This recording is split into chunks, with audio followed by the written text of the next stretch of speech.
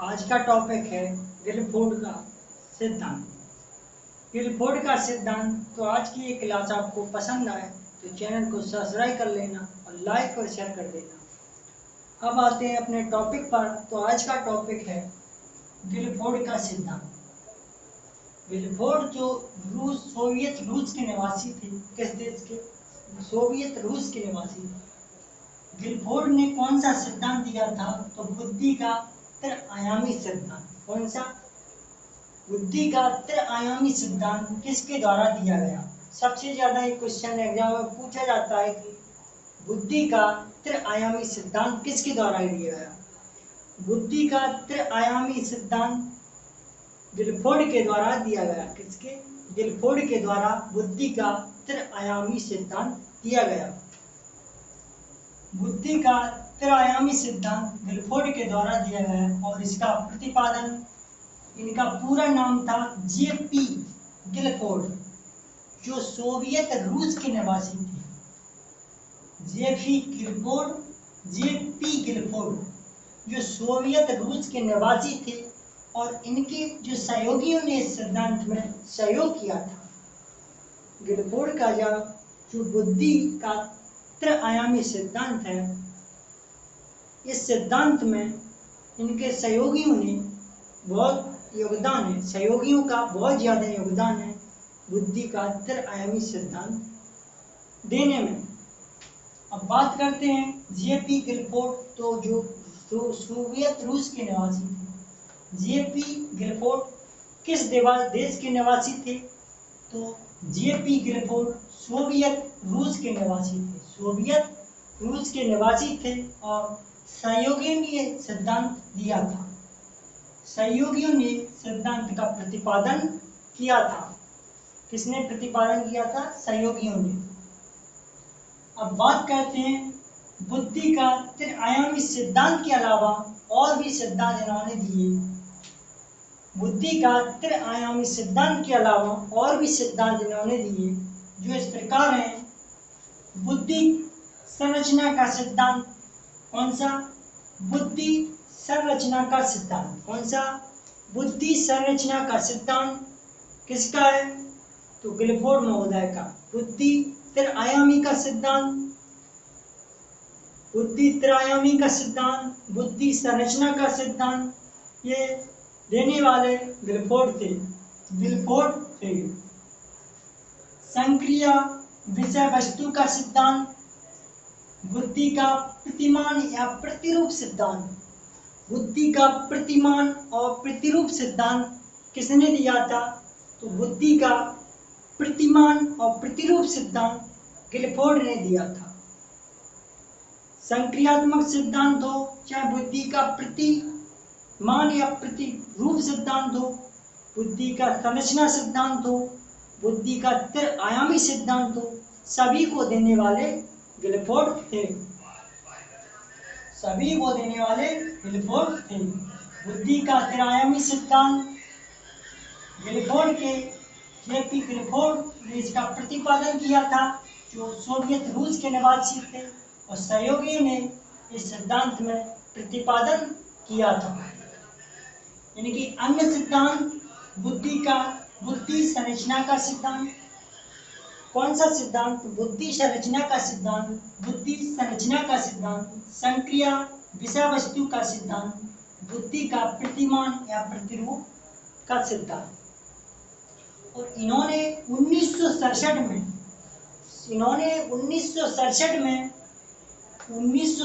में एक डिब्बे के आकार का एक मॉडल प्रस्तुत किया था।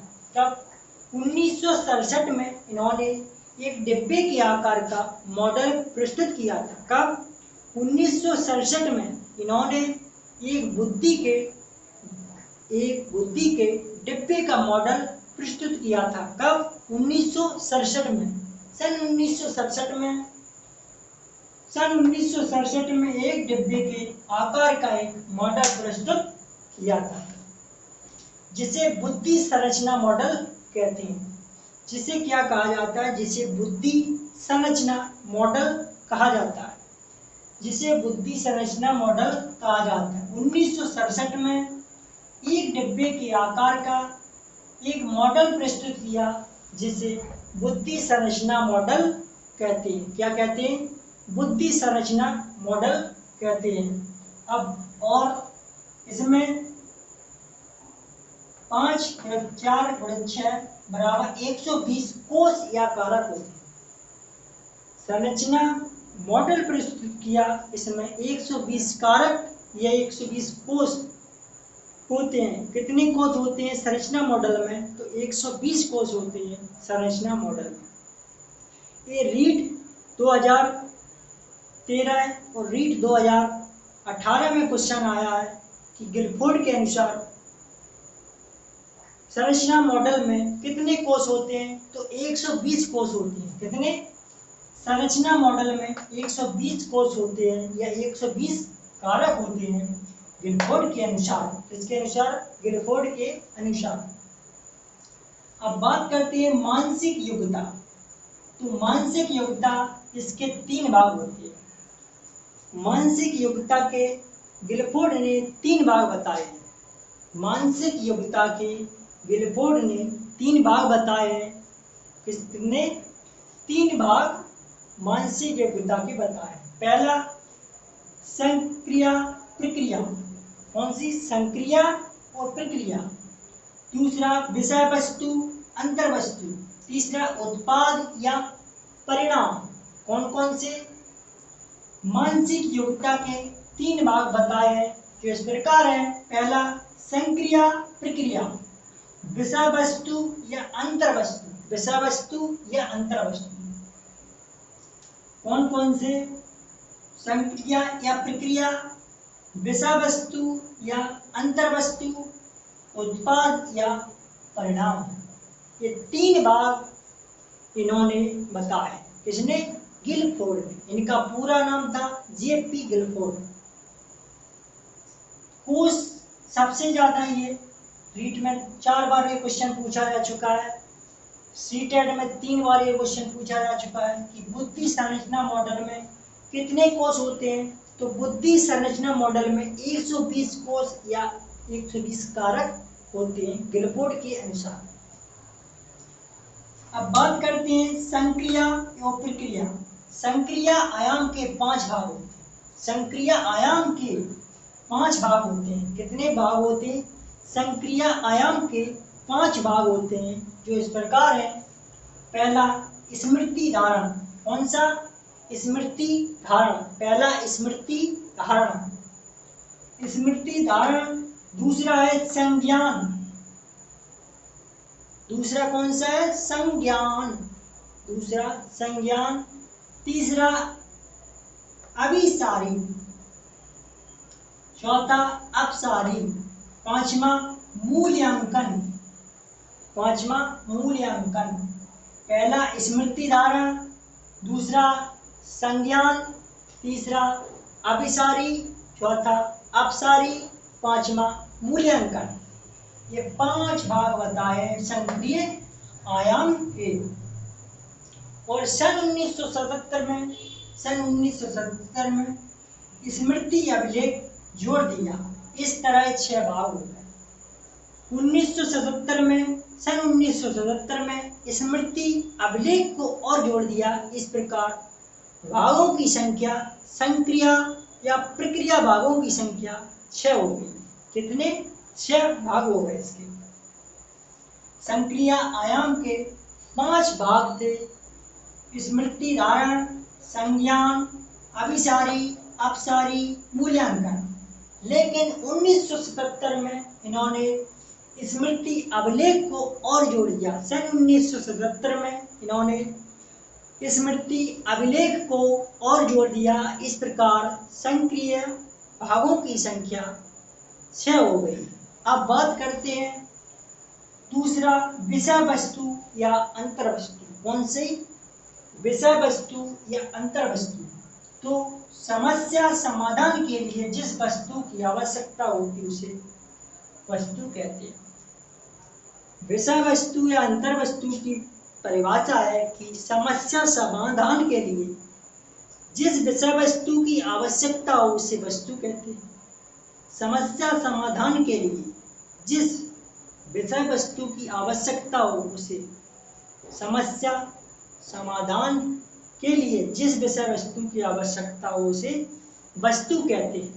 ये परिभाषा थी विषय वस्तु या अंतर वस्तु की, ये परिभाषा थी। और विषय वस्तु के आयाम 4 होते हैं। विषय वस्तु के आयाम 4 होते हैं। कितने? तो विषय वस्तु के आयाम 4 होते हैं, जो इस प्रकार हैं। पहला आकृत्यात्मक, दूसरा प्रतीकात्मक, तीसरा शाब्दिक, चौथा व्यवहारिक। पहला आकृत्यात्मक, दूसरा प्रतीकात्मक, तीसरा शाब्दिक, चौथा व्यवहारिक। कौन कौन से? आकृत्यात्मक, प्रतीकात्मक, शाब्दिक, व्यवहारिक। ये विषय वस्तु अंतर वस्तु के 4 भाग होते हैं। सन 1977 में आकृत्यात्मक आयाम को हटाकर, किसको? सन 1977 में आकृत्यात्मक आयाम को हटाकर 2 भाग जोड़े, दृष्टि और श्रवण। कौन कौन से? दृष्टि और श्रवण। इस प्रकार संख्या 5 हो गई।